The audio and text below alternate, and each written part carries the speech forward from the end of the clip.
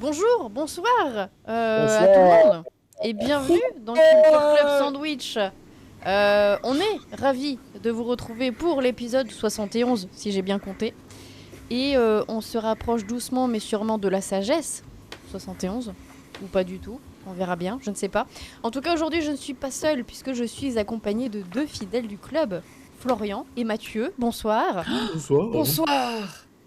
Et alors, petit événement du jour, puisque c'est l'anniversaire de Florian, donc s'il te plaît Mathieu, ne me laisse pas dans cette solitude. Joyeux anniversaire. Joyeux anniversaire. Joyeux anniversaire, Florian. Joyeux anniversaire. C'est bien parce qu'avec le décalage, je pense que c'est atroce à écouter. C'est excellent. Oui. Voilà, je ne rêvais pas mieux. Je ne rêvais pas mieux. Tu es un Est-ce homme qu'on est en comblé. live? On est effectivement en live. Hein. Bienvenue aux auditeurs du live et à tous ceux qui écoutent dans le replay des applications de streaming audio. Voilà. Mathieu n'est pas une IA, je le précise. Bon, comme d'habitude, on va commencer tranquillement avec notre retour sur tout ce qu'on a consommé culturellement cette semaine, les séries, les films, les livres, les jeux, bref, tout ce qui nous est passé sous les yeux et entre les oreilles. Et ensuite, on enchaînera avec nos recommandations culturelles, celles qu'on vous conseille chaudement pour occuper vos prochaines soirées, vos trajets ou vos week-ends. Vous faites bien ce que vous voulez. Donc installez-vous, prenez de quoi grignoter, idéalement un sandwich pour rester dans la thématique. Et puis c'est parti pour Culture Club Sandwich, épisode 71. Oui.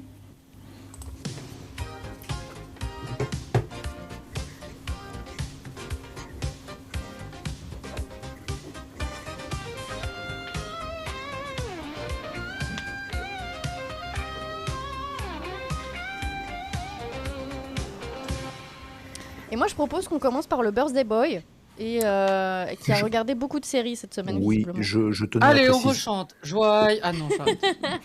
Tu peux le faire. Tu peux le faire en tapis sonore en fait pendant que je fais mes recos. En fait, tu fais joyeux anniversaire. Ou alors je dis que un seul mot. Je dis que Florian sur la chanson, comme ça te gêne pas trop et ça ponctue tes recos. Et Concept. je tenais à préciser que Billie Eilish sort son film concert réalisé par James Cameron, et en fait, étant donné que j'ai pointé mon index face à ma caméra, je vais également demander à James Cameron de faire la post-conversion en fait de ma caméra, de mon retour caméra sur le podcast en 3D en fait, de façon voilà. Ok, bon, on va regarder si Voilà. il est dispo.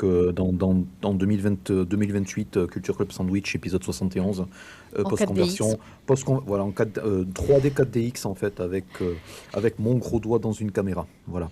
J'ai eu très Culture peur. Club Sandwich n'a jamais rien Non, mon gros doigt dans une. Avatar. Voilà. C'est également une suggestion c'est une suggestion pour le titre du podcast, mon gros doigt dans une caméra. On verra si on trouve mieux.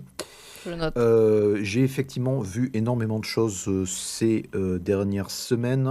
Donc on va passer du plus médiocre vers le meilleur et le meilleur du meilleur et le meilleur du pire, comme dirait FFF, la Fédération Française de Funk. Merci à ceux qui auront la rêve, je vous aime.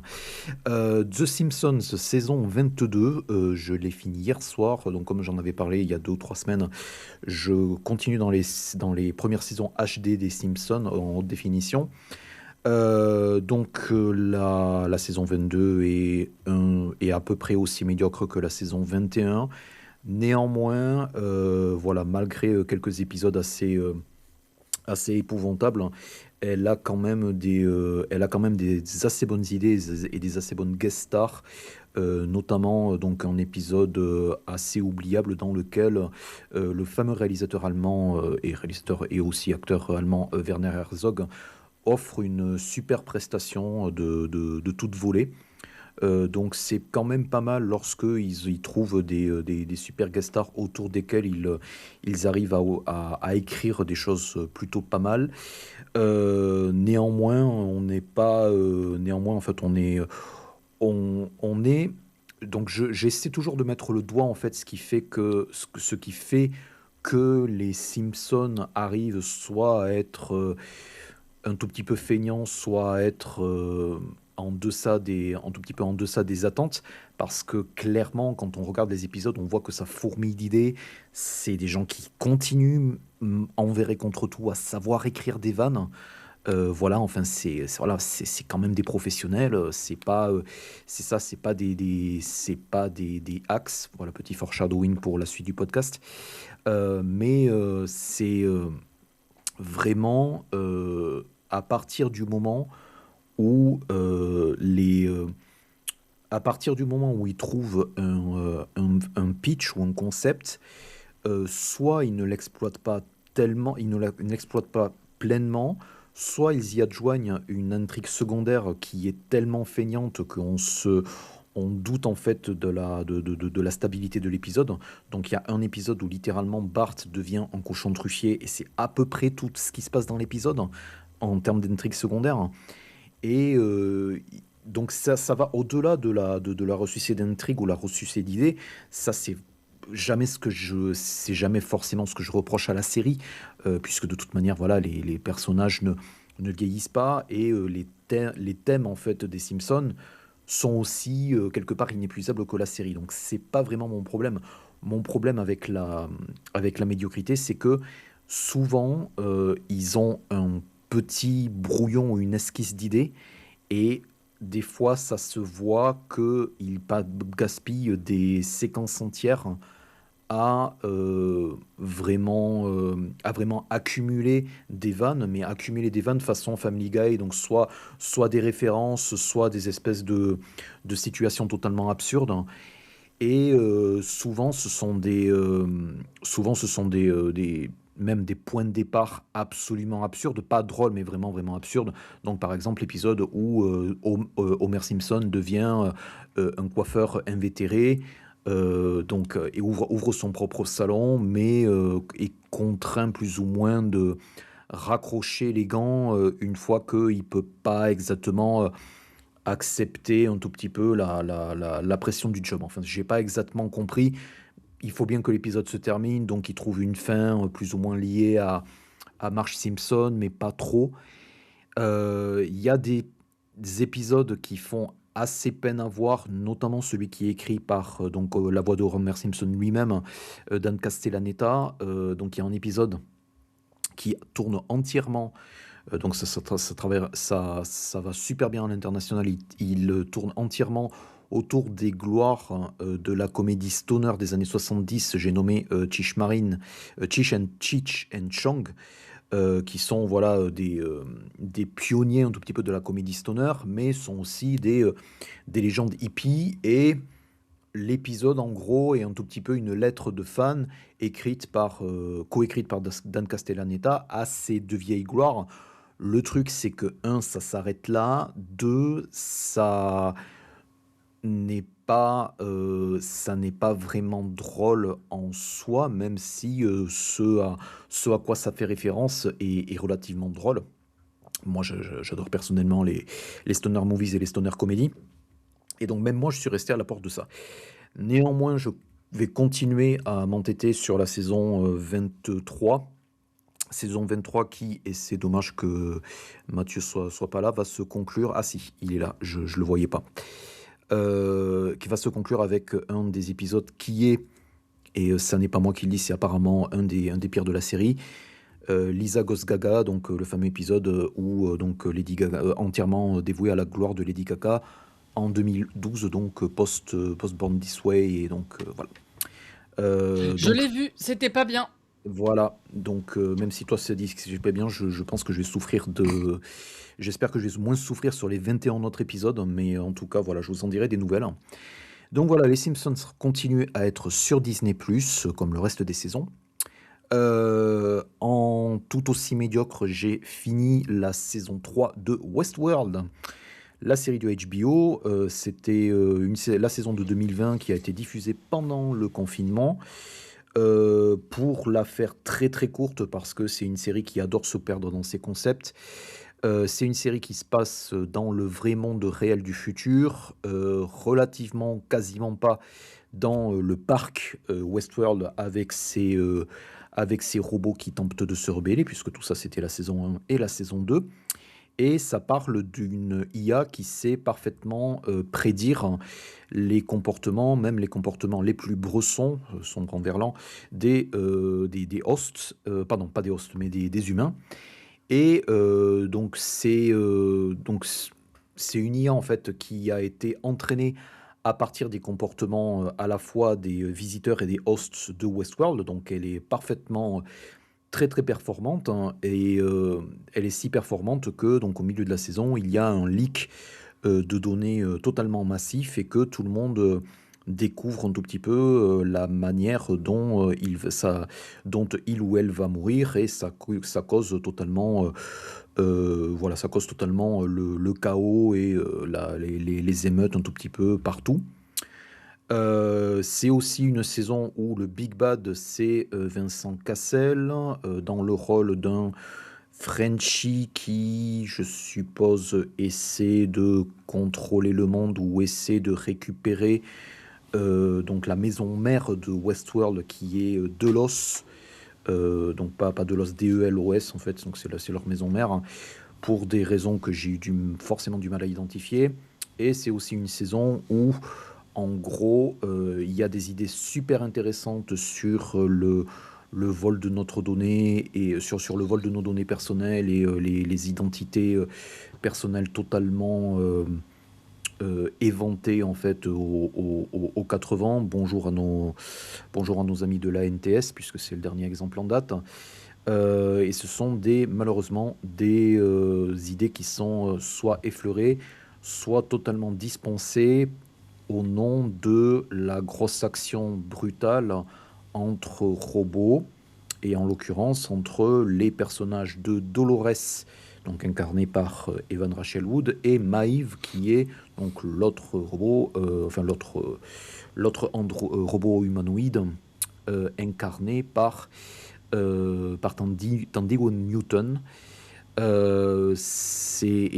Et il y a également, au cas où ça ne suffirait pas, vraiment un trope ambulant incarné par Aaron Paul, autour d'un soldat qui n'arrive pas à dépasser son PTSD, et qui, je suppose, à partir du moment où le final arrive, se rebelle pour ne pas être le dindon de la farce. Enfin, tout ça, c'est très très très confus. Ça ne mène pas dans des directions qui soient malheureusement, enfin qui soient vraiment soit très intelligentes, soit très stimulantes pour regarder la fin de la série, ce qui veut dire que, vous l'aurez compris, je vais enchaîner avec la 4e et ultime saison, donc là aussi je vous en donnerai des nouvelles. Tu es très Courage. courageux en tout cas. Voilà. Parce que je crois que j'ai abandonné au milieu de cette saison. Ouais, eh ben, j'avais fait la même chose, et figure-toi que je me suis rendu compte que je pensais avoir abandonné avant le point où je pense avoir arrêté, qui est au 5e épisode. Donc voilà. Ah oui, j'oubliais, il y a un moment nanar de cette saison avec une drogue de synthèse qui fait halluciner les gens comme s'ils étaient dans des films, et l'exécution est absolument risible, et on n'en entend plus parler, tout simplement parce que je suppose qu'ils se sont dit que c'était pas assez cool, ou que ça ne pouvait pas affecter de manière cool d'autres personnes, puisque encore une fois, à part Vincent Cassel, Aaron Paul est un des seuls personnages humains de cette saison. Voilà, donc Westworld, qui est indisponible un tout petit peu partout en SVOD, mais qui est disponible en DVD, Blu-ray et VOD. Voilà, il a été retiré de HBO et HBO Max il y a des années et n'a jamais été racheté ailleurs. Voilà. Donc dans les choses un tout petit peu mieux, alors je vais en dire vraiment 2 mots. Je continue à rattraper des albums qui sont sortis il y a 11 mois de ça. J'ai donc écouté le retour de la vengeance de, non pas Dolores de Westworld, puisque ça, on vient d'en parler, mais Slick Rick. Qui est Slick Rick? Donc Slick Rick, c'est un des rappeurs les plus influents, et un des rappeurs les plus influents dans le dans le genre du storytelling. Et d'ailleurs, il y a un interlude en fait où il nous rappelle un tout petit peu tous ses exploits et tout l'impact qu'il a eu sur le game du hip-hop à travers les générations. Donc c'est un maître du bling bling, mais c'est aussi un maître du rap new-yorkais. Il a plusieurs classiques du rap qui sont sortis donc à la fin des années 80 et au milieu des années 90. C'est quelqu'un qui n'avait pas enregistré d'album depuis plus de 25 ans. Et donc, étant donné que voilà, le rap est un milieu et un genre aussi qui est beaucoup moins acceptant envers, envers ses aînés, en plus envers ses aînés de la première époque, hein, puisque de, des contemporains de Slick Rick, en fait, donc des gens qui rappaient autour de 87, 88, 89, sont des gens qui sont toujours en activité, mais qui sortent beaucoup moins d'albums studio, et en plus sortent pas des albums donc, comme Victory, sur Mass Appeal, qui est un des plus gros labels indé US, et qui est géré par Nasir Jones himself, qui est d'ailleurs en featuring sur l'album. Donc tout ça, ça met quand même voilà, une grosse pression, puisque les contemporains, donc il y a Hakim, il y a Big Daddy Kane, il y a Kool G Rap, il y a éventuellement, il y a LL Cool J aussi, sont des gens qui rappent toujours, mais qui n'ont pas, enfin voilà, qui ne font pas d'album comeback à ce point-là. Bon, LL Cool J a fait un album comeback il y a 2 ans, qui est très bien, mais là n'est pas la question. Donc il y a toujours des attentes en fait qui sont un tout petit peu de circonspection, puisque voilà, c'est des gens qui ont, il y a 3 ou 4 générations de rappeurs qui sont passés derrière. Et c'est un album qui est, voilà quoi, qui est absolument miraculeux dans le sens où c'est un album en termes à la fois de storytelling, d'instru, de facilité d'écoute et surtout de style, puisque c'est ce qui est le plus important dans le rap aussi, c'est la stylistique, vraiment vraiment très très convaincant. Donc voilà, c'est une demi-heure, c'est voilà du bon rap, du rap solide, de quelqu'un qui a tout vu, qui est vraiment toujours au sommet de son art à 30 ou 35 ans après. Voilà, donc Victory de Slick Rick, voilà, qui est un album donc dispo en streaming, en CD, en vinyle, comme vous le souhaitez. Et je termine avec la cherry on the cake. Taskmaster On the saison... birthday cake, si je peux me permettre. On the birthday cake. On the The birthday Boy cake. Birthday Cake. The birthday boy cake. Au raisin sec. C'est Taskmaster saison 19, disponible sur YouTube. Donc pour les non-initiés et initiés EES, qu'est-ce que c'est Taskmaster? C'est une émission de Dave et puis Channel 4, donc qui est actuellement sur Channel 4, qui a été co-créée par Alex Horn, qui est animé par Alex Horn et un acteur, un comédien du nom de Greg Davis. Et l'idée, c'est que 4 comédiens, le plus souvent britanniques, mais cette saison américains, puisque en guest star de luxe sur cette saison, on a Monsieur Jason Mantzoukas.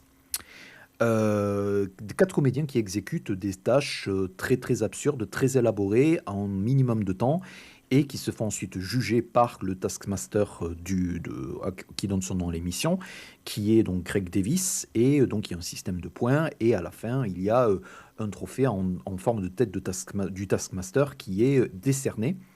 Tout ça est sans doute fait, est vraiment fait pour la rigolade, mais le gros de l'émission, c'est de savoir, des comédiens avec des sensibilités très très différentes, avec des types d'humour qui sont très différentes, qui souvent vont devoir faire équipe pour déjà relever des défis qui sont vraiment très très difficiles, hein, avec souvent énormément de pièges. Donc il y a aussi toute une dimension de bizutage en temps réel qui se passe.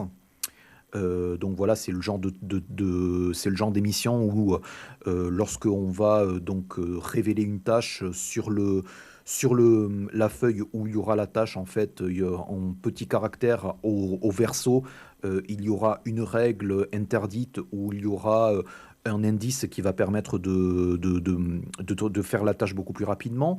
Donc voilà, c'est ce genre de truc, c'est vraiment très très retors, pas comme Michel Thor, vraiment très très retors.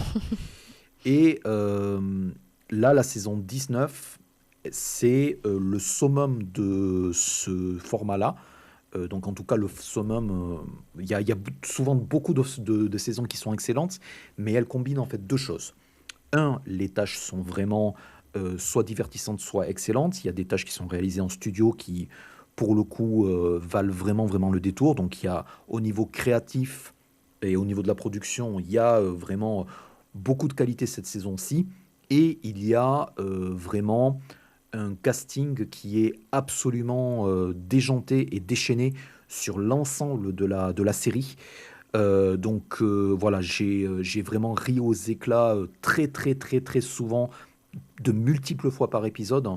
Donc à part Jason Mantzoukas et un autre comédien britannique légendaire du nom de Matthew Bainton. Donc Matthew Bainton, pour les gens qui ne sont pas trop comédie british, c'est le monsieur qui a créé la version originale de The Wrongmans avec James Corden, qui aussi voilà qui joue dans la série. Je crois qu'elle est sur Disney+, mais voilà, The Wrongmans c'est la série originale, et qui a aussi co-créé, qui joue dans la version originale de Ghosts pour la BBC.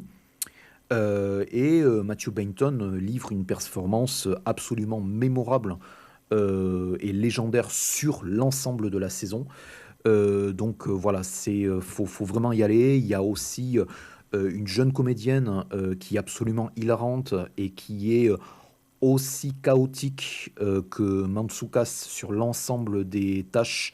Il y a beaucoup de tâches qui sont chargées de faire en groupe. Et donc, du coup, ça décuple en fait l'hilarité.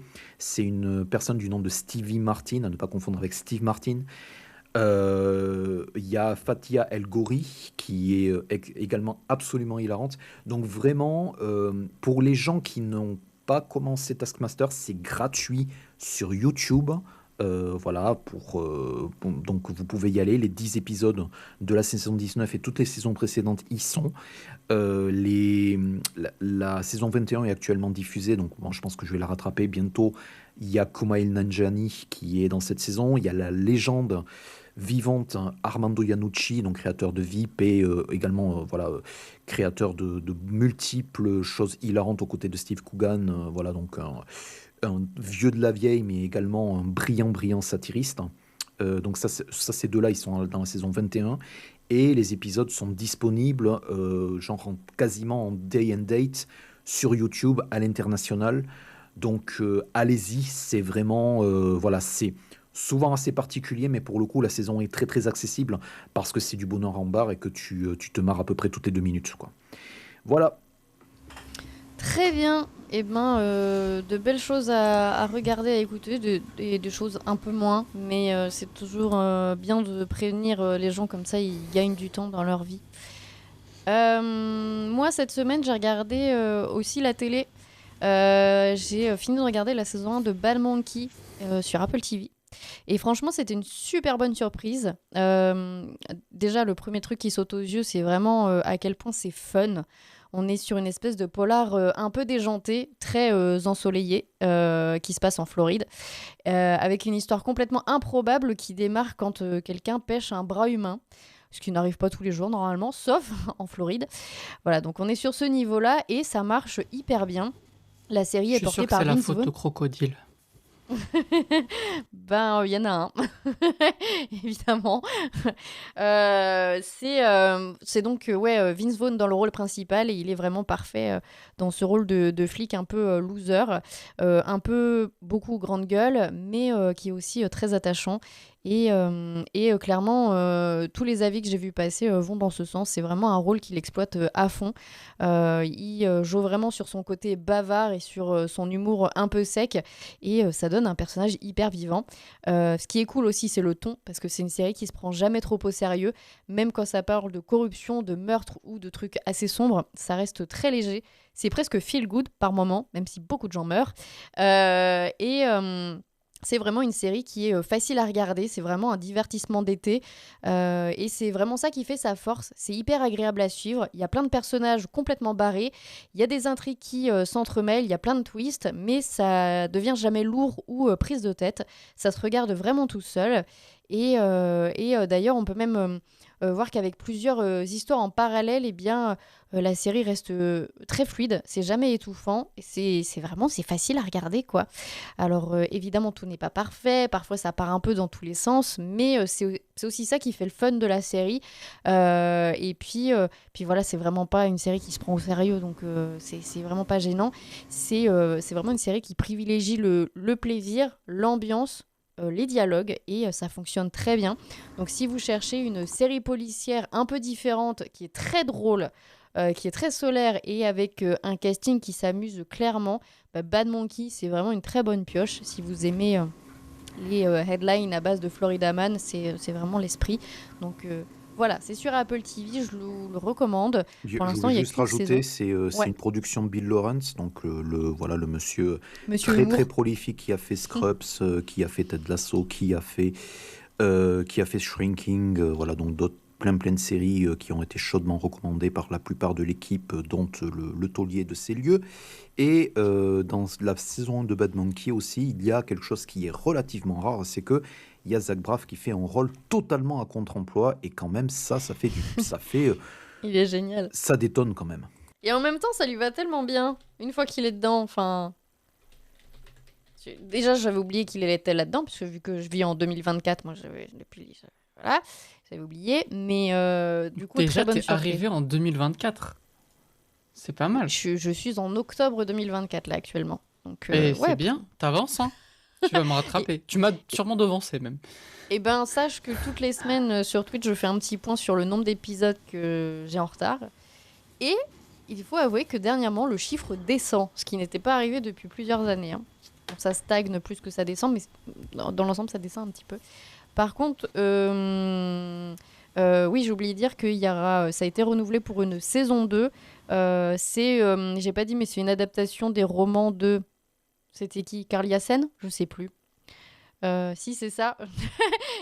Florian dans mon oreillette me souffle que oui. Et donc la saison 2, elle sera adaptée d'un autre roman toujours, mais ça sera Razor Girl. Mais pour l'instant, on n'a pas de date de sortie. Donc on attend, mais j'ai hâte, même si moi je le verrai dans 5 ou 6 ans. Mais voilà. C'était tout de mon côté. Mathieu, toi aussi, tu as fait du red carpet. Moi, j'ai fait du red carpet. Oui. Mhm. Alors, moi, je ne suis pas venu au podcast depuis 2 mois, je crois. Mais Vas-y, pourtant, rattrape. mon récap n'est pas très long. Donc, d'où mon absence. Je vais commencer par le plus gros morceau, puis j'irai assez vite sur le reste. J'ai vu Le Diable s'habille en Prada 2, que j'avais très très hâte. Voilà, j'y suis allé comme si je faisais le tapis rouge à Cannes. C'était très drôle. Mais tu étais très J'a- beau. J'avais terriblement peur de ce film. Voilà. Surtout qu'ils l'ont annoncé il y a moins de 2 ans et que j'étais en mode, oula, c'est produit vite ça. Vous avez écrit le scénario avant d'aller sur le tournage ou vous faites ça sur la pause de la cafette? Donc, bon. Est-ce que c'est un grand film? Non. Mais je trouve qu'il respecte le monument qui est le premier volet, qui a plein de clins d'œil dans le film, mais il ne se limite pas à être un legacy sequel, et ça fait du bien. Les acteurs et les actrices sont toujours au top, c'était vraiment un plaisir de les retrouver. Je trouve que tous les personnages ont une belle évolution, pas forcément celle qu'on attendait, mais une évolution qui reste cohérente et intéressante. C'est drôle, c'est quand même plutôt bien travaillé. J'ai préféré la première partie du film à la deuxième parce que elle développe plein de pistes qui sont intéressantes. Alors, il y a beaucoup de choses en vrai, qu'il y a l'avenir du journalisme, le passage de la presse papier à la presse digitale, l'avenir de la presse et de la société en général avec l'IA, la place des mannequins. Comment est-ce qu'on développe une carrière sur 40 ans et quelle place on arrive à occuper après tant de temps? Est-ce qu'on doit laisser sa place à de nouveaux talents ou est-ce qu'il faut la garder et s'accrocher à son coquillage jusqu'au bout? La cancel culture, les conditions de travail, il y a plein de trucs. Beaucoup de choses qui n'aboutissent pas forcément sur des messages très approfondis, mais ça a le mérite d'être là dans ce genre de cinéma qu'on voit en ce moment. C'est pas souvent que des films, en tout cas, osent en parler, même si c'est rapidement, c'est fait avec de l'intérêt. Et moi qui m'attendais à une grosse merde, finalement, c'était pas si pire. Je suis pas fan de l'évolution du personnage d'Andy joué par Anna Hathaway, mais parce que j'aurais préféré un face-à-face entre les deux personnages principaux.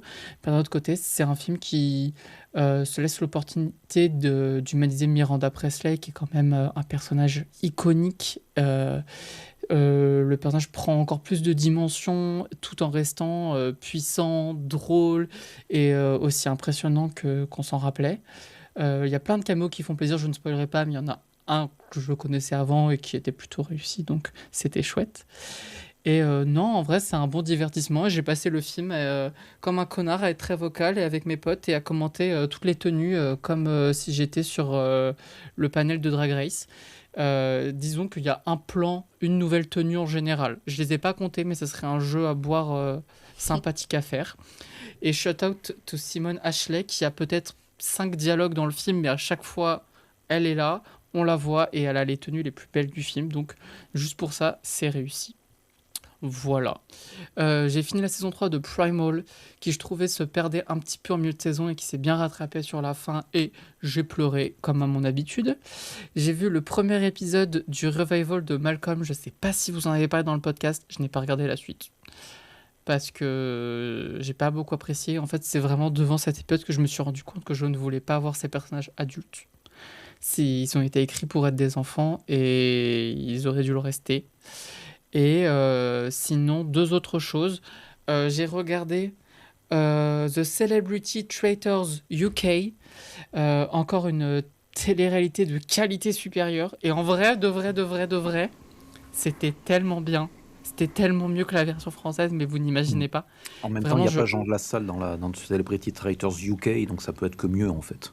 Ouais, bah non, mais Et en fait, Marlène Schiappa, oui, il y a Marlène Schiappa dans une des il saisons. y a en fait, Marlène ouais. Schiappa Ah là dans là là. Mon dans Dieu. saison. Ils sont Bon, partout. là, il y a vraiment un bon casting de célébrités. Je ne les connaissais pas toutes, mais voilà. Ils ont tous des vraies personnalités et aussi ils savent faire de la télé. Donc, c'est juste de la Good TV. Mais en plus de ça, c'est bien écrit comme télé-réalité. C'est bien produit. Il y a un plutôt bon rythme. Il y a des intrigues qui couvrent toute la saison, qui ont un début, un milieu, une fin qui est satisfaisante. Et il y a plein de twists et on encourage vraiment les traîtres à gagner jusqu'au dernier moment, on ne sait pas qui va gagner et ça, c'est chouette à regarder. Et sinon, en 2 secondes, j'ai commencé un autre monument de la télévision que je n'avais jamais vu. Vous allez vous dire, mais comment es-tu passé à côté vu ta personnalité frétillante? Mais je n'avais jamais vu... Frétillant comme un gardon. Exactement, je n'avais jamais vu le Wings Club, donc voilà, il fallait rattraper et c'est ma série du Et, matin, je et reviens le je matin. confesse que moi, à mon grand âge, en fait, je n'ai toujours pas vu le Wings Club. Moi non Et plus. ben voilà, entre 2 saisons de Westworld, tu pourras peut-être découvrir cette Oh, le grand dinguerie que les écart. Wings. Le Et Wings World, ça sera sans doute voilà. mieux, il y a moins de Et robots. franchement, c'est chouette. Enfin, est-ce que c'est de la grande télé? Je ne suis pas sûr. Est-ce que c'est drôle à regarder? Oui. Et je comprends pourquoi c'est culte. Et voilà. On est là pour les tenues et pour les personnages qui ont des fesses et des seins disproportionnés. C'est formidable. Voilà. C'était mon récap. Toujours en très grand intellect. Ben non, mais il en faut aussi. Si on regardait que des trucs très sérieux tout le temps, je pense que notre cerveau exploserait. Faut qu'il se repose Je suis aussi un d'accord. peu. Du coup, Ouais. je regarde que de la connerie. Comme ça, je suis sûr que ça ne sera pas le cas. Oui, alors. Bon, c'est une stratégie, on va dire. Vous savez quel jour on est? On est May the 4th. Bien joué, quel bel enchaînement. Du coup, Florian, tu vas Oui. célébrer en plus de ton anniversaire la journée Star Wars. Oh Oh, là là. mais comment? Ah, vas-y, Florian. Ah, mais je dois le dire, comment? Ah, d'accord. Bah oui, Ah c'est ton bon? tour. Ah, ok. Ben en plus, tu vois, Alors, le truc avec ça, avec cette reco, c'est que je l'ai littéralement fini la semaine dernière et j'avais vraiment j'avais vraiment lu le livre sans avoir le May the Fourth qui arrive, qui est arrivé aujourd'hui. Donc voilà, le hasard fait bien les choses. Donc vraiment, ça, c'est le pur fruit du hasard. Non, mais ça, c'est le talent. Oui, enfin, j'opte pour pur fruit du hasard et je laisse le public se faire son propre idée. Donc, j'ai lu le premier tome sur 2 publiés et un 3e à venir en 2027 des Guerres de Lucas, dont la couverture apparaît sur l'écran pour ceux d'entre vous qui suivent ce podcast en vidéo. Écrit par Laurent Hopman et dessiné, donc mis en illustration par Ron Roche. Il s'agit comme son nom l'indique, de Lucas et de sa guerre, et de Jonathan qui est jeune et qui attend. Non, je déconne. Donc c'est vraiment George Lucas. Et donc il n'y a pas de Jonathan qui est jeune qui attend. Donc Déçu. voilà. Voilà. C'est un roman graphique retraçant la vie et l'œuvre et donc dans ce premier tome, les tout premiers pas de George Lucas au succès totalement inespéré. Donc il y a bientôt 50 ans de Star Wars épisode 4, Un Nouvel Espoir, donc qui est un film. Et encore une fois, voilà, mea maxima culpa, même moi en étant nerd de 3000, je ne savais pas à quel point le film avait été une galère et un combat de tous les instants à vraiment bâtir et à vraiment boucler dans les temps pour une sortie en mai 1977. Et je n'avais pas non plus idée en fait de la galère sur pattes qui était donc à la fois le tournage, mais aussi donc la fameuse société d'effets spéciaux créée par Lucas pour les besoins du film, qui est donc Industrial Light and Magic, donc depuis devenu des légendes vivantes et des pionniers multi-primés, multi-célébrés et donc aussi légendaires que Lucas et Lucasfilm themselves. Bon, qu'est-ce que j'ai donc pensé de cette biographie? Donc là aussi, petit spoiler, je vous renvoie à un autre livre qui est très très complémentaire si cette garde de Lucas vous a laissé un tout petit peu sur votre faim. Pas dans votre faim, sur votre faim. C'est un livre qui est paru en 2001, écrit par donc l'illustre Rafik Djoumi, autour de George Lucas, qui vraiment rejoint un tout petit peu la même timeline, donc qui a vraiment élaboré et vraiment qui, sur 150 ou 70 pages, hein, euh, essaie aussi d'humaniser en fait le réalisateur, donc au-delà de voilà du mogol, voilà du créateur du concept même de merchandising et de produits dérivés autour de films blockbusters. Donc voilà, c'est un livre qui est peut-être épuisé, mais que je vous recommande chaudement d'aller choper en médiathèque si vous le pouvez, ou d'aller le voir en occasion. Ça s'appelle George Lucas, l'homme derrière le mythe. C'est très très érudit, ça se lit super bien, ça remet vraiment beaucoup de choses en place, parce qu'il y a énormément de mythes souvent erronés autour de la personne de Lucas et de ses intentions et de ses facilités ou difficultés. Donc il y a vraiment un travail factuel qui est fait par le livre de Djoumi et les guerres de Lucas. Donc pour en revenir aux guerres de Lucas, ça met également ça humanise énormément donc le réalisateur en retraçant son enfance, son arrivée en Californie, sa rencontre donc avec Steven Spielberg et donc avec tout le pack en fait de réalisateurs du nouvel Hollywood des années 70 tel qu'on les qualifiera plus tard, et les premières tentatives de court-métrage et de long-métrage, également sa rencontre et sa collaboration dans un premier temps fructueuse avec Francis Ford Coppola, puisque c'est Coppola qui va lui donner la thune et vraiment le cachet pour produire son premier long-métrage THX 1138. Si vous voyez le logo de mixage sonore THX, ça vient de là. THX 1138 avec Feu Robert Duval, qui est à mon sens également un excellent film, malheureusement trop peu visible, bon, pas visible en streaming, pas visible un tout petit peu sur Netflix, etc., mais que je vous recommande d'aller voir parce que c'est c'est très abouti et très intéressant, et voilà, Duval est assez impérial comme à son habitude. Donc il y a quelques pages qui sont consacrées à ça, consacrées à l'échec du film, consacrées à l'incompréhension aussi des cadres de Warner, puisque le film étant un flop, ça met vraiment Zoetrope sur la paille. Heureusement, il est renfloué 1 ou 2 ans plus tard. Coppola lui-même est renfloué par le succès absolument mirifique du premier volet du Parrain, mais c'était voilà, c'était vraiment un coup de poker que de produire THX 1138. Il songe à Lucas pour produire son long métrage suivant, puisque voilà, il est appelé par la Paramount sur le deuxième volet du Parrain. Lucas est donc envisagé pour faire Apocalypse Now. Lucas refuse, va produire American Graffiti pour la Universal.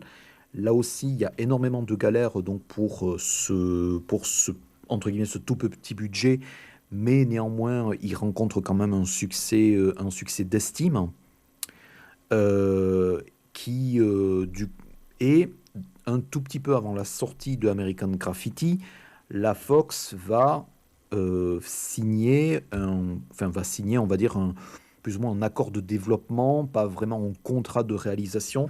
Donc c'est quelque chose qui est beaucoup mieux expliqué dans le roman graphique que je suis en train de l'expliquer actuellement, pour développer donc le premier volet, enfin le film Star Wars, donc, qui ensuite deviendra le volet 4.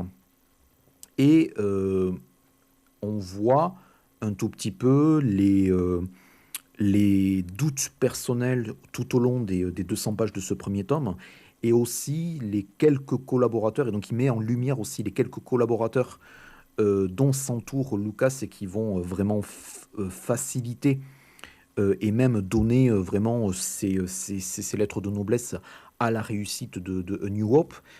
Parmi lesquels sa toute première femme, Marcia Lucas, qui est également une monteuse éméritus, notamment pour les premiers films de Martin Scorsese, hein, qui va également lui donner la confiance, qui va l'aider à épurer son scénario.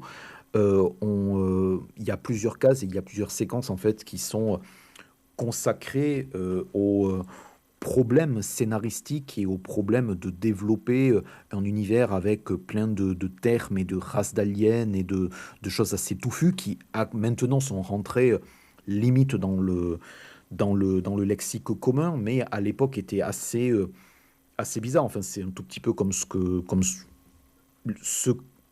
qu'ont dû traverser les sœurs Wachowski au milieu des années 90 lorsqu'elles ont développé pendant 2 ans, voire plus, le scénario du premier Matrix, en fait. Donc là, c'est vraiment une pilule assez difficile, à ceci près que les sœurs Wachowski avaient un producteur vraiment mastodonte en la personne de Joel Silver, et George Lucas avait un seul contact à la Fox et un seul allié à la Fox, qui était un certain Alan Ladd Jr., qui certes était le patron de la compagnie, mais qui a dû mettre sa tête sur le billard pour convaincre le conseil d'administration de la Fox de donner son feu vert à la production de films in extremis, et sans rallonge budgétaire qu'ils ont dû après aller chercher à grands coups de négociations. Donc, en plus de tout cet aspect-là, donc il y a un pur aspect making-of qui, si ça se concentrait sur ça, ça serait un livre assez plaisant, mais quelque part relativement didactique, hein, dans le sens, voilà, voici votre leçon de cinéma sur le premier Star Wars.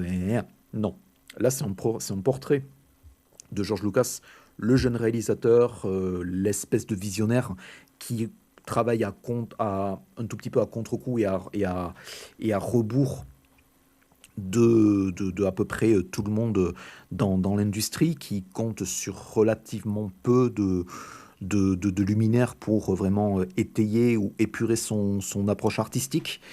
Et c'est aussi quelqu'un où voilà, on va détailler un tout petit peu les coups de poker qui vont se transformer en coups de génie, à savoir ce fameux accord de merchandising arraché face à des cadres un tout petit peu circonspects de la Fox pour les produits dérivés du film, et la vision de pouvoir, la division qui est d'ailleurs expliquée de manière très didactique et très biographique, de voilà, joindre le merchandising à la vision artistique du film, voilà.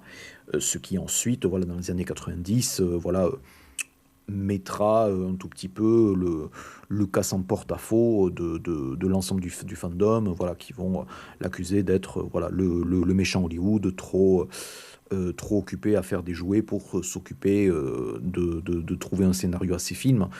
Voilà. Il y a énormément de procès d'intention, voilà, sur lesquels je ne vais pas revenir, qui vont être faits à l'aube de la prélogie.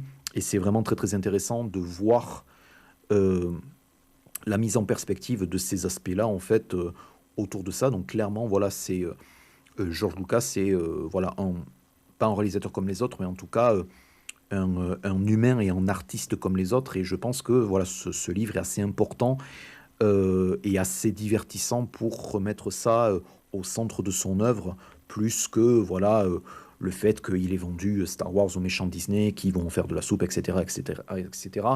Voilà. Tout ça n'est pas explicité, peut-être ça va être explicité dans le troisième tome ou les tomes suivants, mais c'est pas vraiment, enfin, c'est pas vraiment une lettre de fan, c'est vraiment un travail assez étayé sur ça. J'ai quand même un bémol sur, sur la masse d'informations et de séquences des guerres de Lucas. Il y a effectivement les séquences sur le casting de Star Wars, et à savoir donc le trio central de Harrison Ford, Carrie Fisher et Mark Hamill. Comment il est casté, comment le tournage se passe pour eux, la solidarité qu'ils trouvent principalement sur le tournage dans les studios à Londres. Mais néanmoins, Harrison Ford est certes développé. Mark Hamill, dans certaines vignettes et dans certains épisodes, on peut voir quel est son état d'esprit et un tout petit peu sa personnalité pour les gens voilà, qui n'ont pas forcément suivi sa biographie en dehors de son rôle iconique. Et Carrie Fisher est la jeune ingénue, fille de légende hollywoodienne, qui va avoir une liaison extra-conjugale avec Harrison Ford, qui va s'interrompre à la fin du tournage. Tout ceci est factuel, mais tout ceci est également le seul épisode vraiment central aux apparitions de Carrie Fisher dans les guerres de Lucas. Et c'est quand même assez dommage. Voilà. Pour ma part, je considère, effectivement, cet épisode, même personnellement, je l'ai appris très très tard. Je pense pas que ça valait la peine d'en faire 5 ou 6 pages, surtout au même moment où on redonne ses lettres de noblesse à quelqu'un comme Marcia Wallace, pardon, pas Marcia Wallace, Marcia Lucas, qui est vraiment quelqu'un qui est vraiment qui est très très développé en tant que pas que muse, mais vraiment comme moteur créatif et girlfriend pleine de personnalité des Descartes de Lucas. Donc le travail qui est fait sur le personnage sur Marcia Lucas n'est clairement pas le même que la place qui est donnée à Carrie Fisher, qui est reléguée à maîtresse d'un tournage, et c'est très très dommage vu qu'on parle de Carrie Motherfucking Fisher. Voilà. En dehors de ce petit bémol, c'est très recommandable, ça se laisse lire ça se laisse lire très très, c'est plutôt bien illustré, c'est plutôt très très très documenté, et c'est assez passionnant, on pourrait l'attendre. Et du coup, je vous donnerai potentiellement des nouvelles du deuxième tome que je n'ai pas encore lu. Ok. Et est-ce que tu sais combien il y a de tomes de prévus ? Il y en a 2 de parus, et il y en a un troisième qui est en préparation pour 2027. Ok. Bon, ça fait déjà de quoi lire et peut-être de rattraper les bourdes du précédent. Mais en tout cas, ça me donne bien envie de le lire. Je pense que je vais me laisser tenter. De mon côté, je reste aussi un petit peu dans l'actualité parce que je vais vous parler d'un truc qui a été annoncé la semaine dernière, qui va peut-être avoir une adaptation en série télé, en K-drama pour Disney+. Et en fait, ça tombait bien parce que je l'ai lu il n'y a pas longtemps, ce livre. Donc écoutez, je vais me permettre de vous le présenter ce soir pour peut-être vous donner envie de soit lire les livres, ça serait déjà bien, et peut-être donner envie de regarder la future série si elle sort. C'est un peu embêtant si je peux pas voir mes notes en même temps. Si. Je me bats avec... je ne suis pas le chef, je n'ai pas l'habitude. Donc, comme vous le voyez, aujourd'hui, je vous parle d'un livre qui, franchement, fait du bien. C'est Les Miracles du Bazar Namiya de Keigo Higashino. Voilà, donc c'est un livre très agréable à lire qui fait du bien. Et c'est pas du bien façon développement personnel un peu gênant. Là, c'est vraiment du feel good, le genre de roman qu'on referme en nous disant que, ok, le monde est peut-être pas complètement foutu. C'est rare en ce moment de se dire ça, donc il faut en profiter. Déjà, le pitch des miracles du bazar Namiya, parce que déjà rien que le pitch est incroyable. On est au Japon, dans une vieille boutique un peu décrépite, une boutique de papeterie qui était tenue autrefois par un monsieur qui répondait aux lettres de gens en détresse, une sorte de courrier du cœur version petit commerce de quartier. Sauf que des années plus tard, la boutique est abandonnée et pourtant, les lettres continuent d'arriver. Donc vraiment, je vous fais le pitch très général parce que je veux pas du tout vous spoiler. C'est vraiment un livre où c'est très agréable d'apprendre le concept en fait de l'histoire. Parce que en fait, il y a un petit détail, c'est que ces lettres qui arrivent au magasin, en fait, elles viennent du passé. Voilà, donc tout est normal, tranquille. Et en fait, ce qui est génial, c'est que le roman ne part pas dans un délire de science-fiction hyper compliqué. On n'est pas là pour comprendre les règles du voyage temporel avec un tableau Excel. Non, en fait, le livre, il va s'en servir comme d'un prétexte pour parler de trucs beaucoup plus simples et beaucoup plus universels. On va parler de choix de vie, de regrets, de moments où tu as 20 ans et tu n'as absolument aucune idée de ce que tu fais. Parce que, en gros, en fait, on va suivre plusieurs histoires. C'est des gens qui écrivent au Bazar Namiya pour demander conseil. On va avoir, par exemple, une jeune femme qui hésite entre sa carrière et sa vie personnelle. On va avoir un mec paumé qui ne sait pas quoi faire de son avenir. On a, en fait, que des situations très concrètes, très humaines. Et à chaque fois, il y a quelqu'un dans le futur qui répond. Et là où le livre est vraiment malin, c'est que on commence en mode ok, c'est sympa, c'est des petites histoires indépendantes. Et puis en fait, petit à petit, on se rend compte que tout est lié. Mais genre vraiment tout. Les personnages, les décisions, les conséquences. Et en fait, ça va être un énorme puzzle émotionnel. Et quand les pièces commencent à s'assembler, et bien là, on a ce petit moment de lecteur où on se dit ah ouais, ok, en fait c'était ça depuis le début. Là, je vous spoil vraiment pas parce que vous pouvez pas vous attendre à ce que c'est réellement. C'est vraiment hyper satisfaisant de découvrir ça. Mais au-delà de la mécanique, ce qui m'a vraiment accroché, c'est le ton. Parce que ça pourrait être hyper lourd comme sujet, parce que c'est avant tout des gens qui sont en détresse et qui écrivent pour demander de l'aide. Donc ça pourrait vite devenir plombant. Et en fait, pas du tout. Le livre est hyper doux. Il y a une forme de bienveillance permanente, mais c'est jamais niais. Les personnages sont pas parfaits, ils font des erreurs, ils doutent, ils prennent parfois des mauvaises décisions, mais il y a toujours cette idée que c'est pas grave, c'est ok de se tromper. Et surtout qu'un conseil, même donné par un inconnu, même si le conseil est un peu maladroit, ça peut vraiment changer les choses. Et ça, je trouve que ça résonne particulièrement aujourd'hui, parce qu'on vit tout de même à une époque où globalement, si on demande un conseil sur Internet, on risque surtout de se faire démonter la gueule par des gens qui ont un avatar de Pépé the Frog. Mais là, c'est totalement l'inverse. C'est un livre où les gens prennent le temps de répondre, de réfléchir et d'essayer d'aider, mais vraiment sincèrement. Et juste ça, ça fait énormément de bien. Et puis, il y a un autre truc que j'ai beaucoup aimé, c'est que le roman ne donne pas de réponse toute faite. En fait, les conseils qui sont donnés, c'est pas des vérités absolues. Parfois, même, ils sont un peu à côté de la plaque. Mais c'est justement ça qui est intéressant, parce qu'au final, ce qui compte, c'est pas la réponse parfaite, c'est le fait de prendre une décision et d'essayer d'avancer. Et ça, c'est hyper juste. Et alors, petit point important, ça se lit très facilement et très vite. Le style est très fluide, les chapitres sont assez courts, et comme c'est construit en plusieurs histoires, on se dit toujours allez, encore une. Et je l'ai lu vraiment très vite, et j'ai un peu regretté parce que à la fin j'en voulais encore.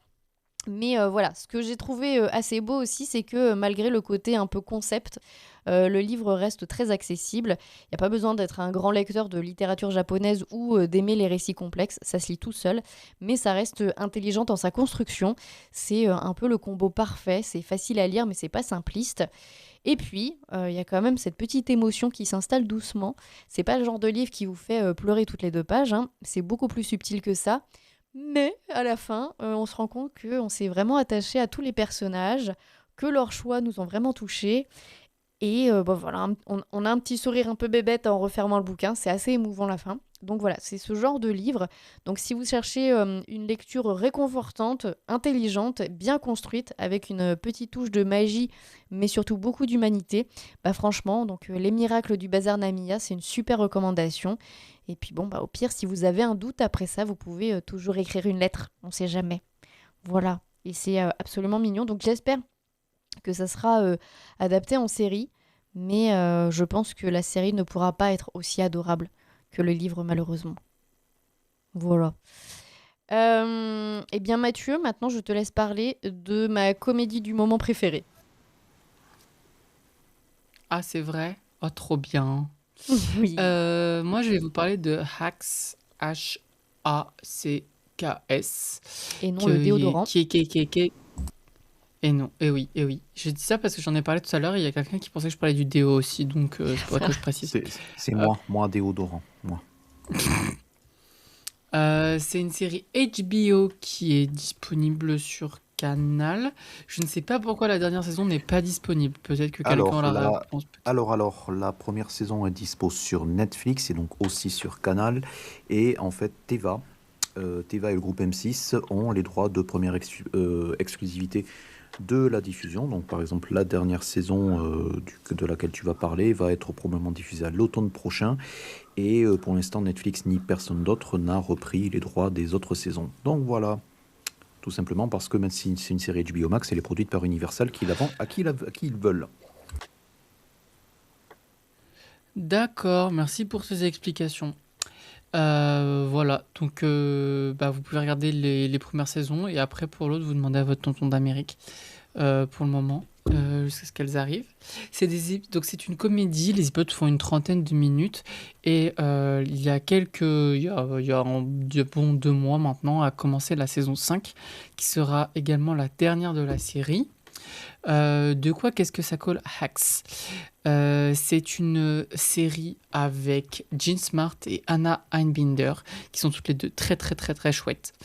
Et ça raconte, en tout cas pour le début, l'histoire de Deborah Vance, qui est une très très grande comédienne de stand-up, qui a une longue carrière et qui fait une résidence à Vegas.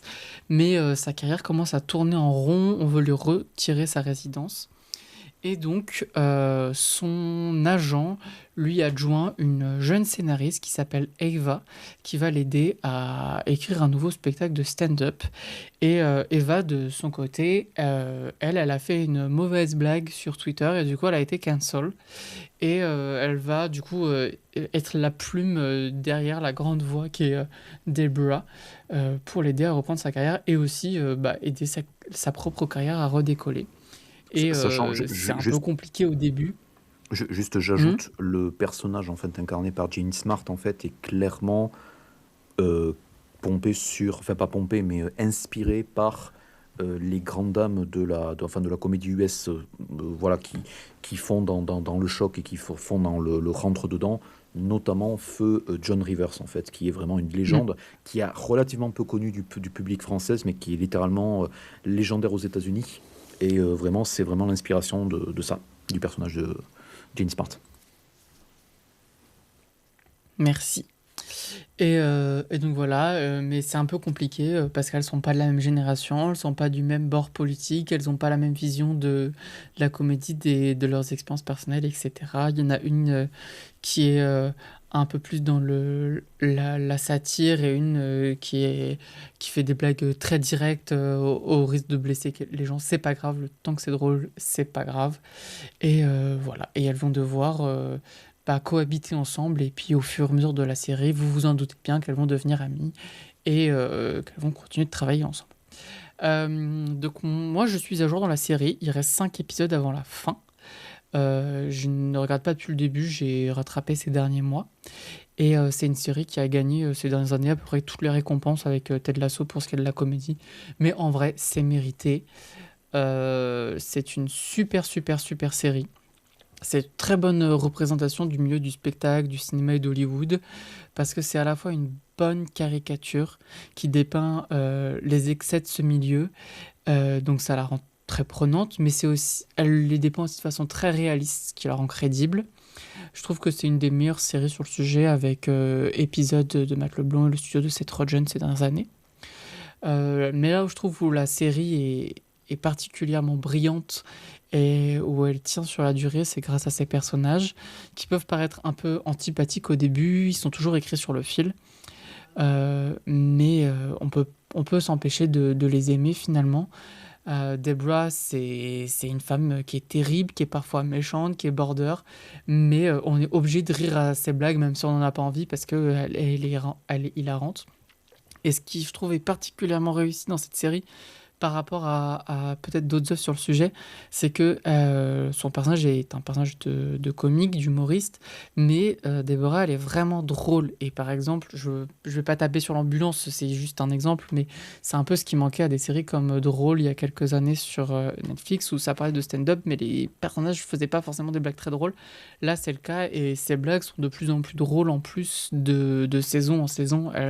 Ils arrivent à renouveler son personnage justement parce que elle écrit de nouveaux spectacles, donc ça propose de nouvelles thématiques, de nouveaux axes d'approche, et puis le personnage grandit et son humour avec, et c'est très plaisant à suivre. C'est un personnage qui est très puissant, très touchant, et que j'adore, et qui est vraiment un de mes préférés de ces dernières années.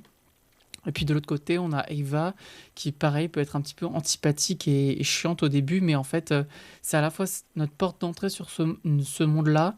Et je trouve aussi qu'elle a sa propre complexité, qu'elle est très touchante, cette scénariste perdue dans la vingtaine et qui doit apprendre à vivre des expériences de vie finalement pour écrire des histoires qui paraissent vraies et qui plaisent aux gens. C'est des personnages qui sont toujours qu'on parvient toujours à humaniser dans un moment touchant dans chaque épisode, mais qu'on voit pas forcément venir. Et c'est aussi ça que j'aime retrouver chaque semaine. Leur duo fonctionne tellement bien. Il y a un ping-pong formidable entre les deux, toujours à l'équilibre entre guéguerre, entre grande amitié et sororité. Je vous avoue que peut-être le seul défaut que je vois à cette série, c'est que de saison en saison, elle est parfois un peu répétitive dans le format de l'intrigue. C'est en général un nouveau défi qu'elles rencontrent. Elles essayent de le développer, mais pour y arriver, elles se trahissent l'une l'autre. Ça part en cacahuète, et puis à la fin, elles se réconcilient avant de rencontrer un nouveau problème. Et ça reste très très plaisant à suivre, mais on peut se dire, bon, fallait que ça arrive à une conclusion peut-être, ou à un renouvellement complet. Ils ont plutôt choisi de faire une belle fin. Donc je vais pas vraiment vous parler de la saison 5 parce que j'ai pas envie de vous spoiler, mais je trouve qu'ils arrivent à la fois à déblayer de nouveaux terrains dans cette dernière salve d'épisodes, à la fois être au maximum de ce que peut proposer les personnages, et en même temps à conclure les intrigues des personnages secondaires. Donc c'est assez chouette à voir. On sort du schéma des dernières saisons. Et surtout aussi, et la dernière chose que j'aimerais aborder, c'est que je vous invite à continuer la série et à continuer de regarder des séries qui font plus d'une saison ou de 2 saisons, parce que c'est le seul moyen qu'on a pour développer des personnages sur la durée et les voir grandir sur plusieurs années. C'est notamment le cas dans Axe des personnages secondaires, parce que même si j'adore Deborah et Ava, j'aime tout autant les personnages secondaires. Je pourrais tous les citer, mais moi, ceux que je retiens le plus, c'est peut-être Jimmy Dusac et Kayla, qui sont... donc, Jamie, c'est l'agent de Deborah et de Ava. Et Kayla, c'est son assistante, et ils sont à mourir de rire, et ils sont que plus drôles et plus touchants et amusants ensemble de saison en saison. Les deux acteurs sont formidables. D'ailleurs, celui qui joue Jimmy, c'est aussi l'un des créateurs de la série. Je l'ai appris très tard, mais c'était amusant comme anecdote. Et je sais pas, je les trouve à la fois complètement border et toxique et too much, et en même temps très réaliste et très touchant. Donc j'ai hâte que la série se termine en fait pour voir où est-ce qu'ils vont aller.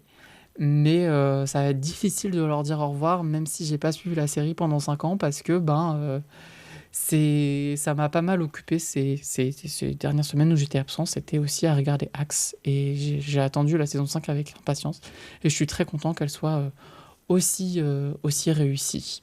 Je pense que vous l'avez vu aussi. Je sais pas si vous avez un petit mot à en dire. Non, c'est une de mes comédies préférées. Et déjà, moi je suis une très grande fan de Steve Stewart. Et en fait, je trouve que le duo fonctionne très bien, parce qu'ils ont réussi à faire 2 antagonistes, mais qui sont pas énervants à regarder. Et comme tu disais, en fait, les personnages secondaires sont très bien écrits. Et effectivement, Kayla, moi, la première saison, j'avais juste envie de la baffer. Et je trouve qu'elle a pris beaucoup plus d'importance dans les saisons suivantes et que elle, ils lui ont retrouvé une espèce d'humanité qui rend le personnage plus attachant. Et c'est le cas avec tous les personnages. Et effectivement, moi, ça me fait mourir de rire. J'adore cette série. Alors, effectivement, c'est très méchant. Mais ça me fait beaucoup rire. Ah mais oui, moi je suis mort de rire non-stop chaque épisode, je rigole aux éclats et c'est important de le dire parce que c'est pas toutes les comédies qui parviennent à faire ça. C'est vrai. Et puis elle a aussi des outfits absolument incroyables quand elle est sur scène. Oh J'aime les oui, paillettes. moi j'adore notamment, mais c'est pas sur scène. Il y a un épisode, je crois qu'elle fait son anniversaire où il y a une fête chez elle. Elle a une tenue noire transparente, je veux la même. Elle est incroyable. Et elle a des coupes de cheveux super. Oui, c'est vrai. Bon, c'est facile hein, quand tu te mets un petit postiche derrière la tête. Feu. Ah Mais oui, non, mais non, c'est c'est incroyable. toujours très bien structuré. Il n'y a pas un petit cheveu qui dépasse. Ça n'a pas l'air réel. Sa coupe de cheveux, elle est super. Bon, c'est aussi une perruque, je pense. Mais c'est pas grave. C'est super. Oui, mais Et elle ça a fait des très partie de beaux la talons magie. aussi. Oui. Voilà. Et ben très bien. Je pense que on a fait le tour de nos petites recommandations. Donc, je rappelle que on vous a recommandé cette semaine Les Guerres de Lucas, tome 1, donc une bande dessinée que vous retrouvez dans toutes vos bonnes librairies. Les Miracles du Bazar Namiya, pareil, un roman que vous retrouvez aussi dans toutes vos bonnes librairies. Et enfin, Axe, une série à regarder au moins au début sur Netflix et HBO Max, et après vous vous démerdez. Eh bien, écoutez, si vous voulez nous suivre sur les réseaux sociaux, n'hésitez pas. Nous sommes ici, même sur Twitch, tous les lundis soir, 20h30, 21h, selon l'humeur du moment. Et puis, vous nous retrouvez sur toutes les applis de podcast. Et puis, en attendant, on va vous souhaiter une bonne soirée, une bonne Un nuit, bon anniversaire à Florian. un bon anniversaire à Florian, un bon gâteau, un bon champagne. Euh, un bon tout ce que vous voulez, mais surtout, Bonne journée.